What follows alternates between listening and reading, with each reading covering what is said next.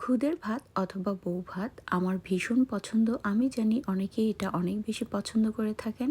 অনেকে অনেকভাবে রান্না করেন। আমি কিভাবে রান্না করে থাকি সেটাই আজ শেয়ার করব।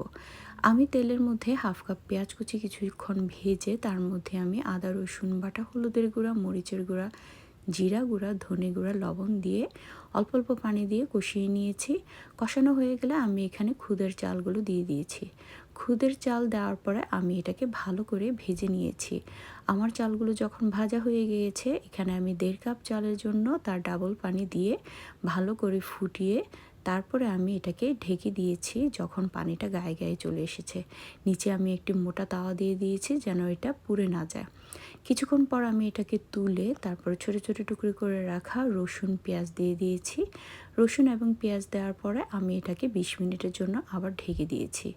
20 মিনিট পরে এটা যখন প্রায় হয়ে এসেছে তখন আমি আগে থেকে ভেজে রাখা মরিচ দিয়ে দিয়েছি। আপনারা চাইলে এটা ফোড়নেও দিতে পারেন, তবে আমার কাছে এভাবে পরে দিলে বেশি ভালো লাগে।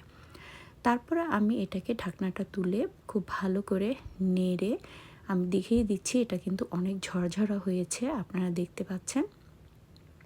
সেটাতে আমি বেশি করে বাটার দিয়ে দিয়েছি। আপনারা অবশ্যই ঘি দিতে পারেন, আমার কাছে ঘি ছিল না তাই বাটার দিয়েছি। গরম গরম এই ভাতটা আমি গরুর মাংসের আচার, ডিম ভাজি এবং পেঁয়াজ মরিচের ভর্তা দিয়ে খেয়েছি।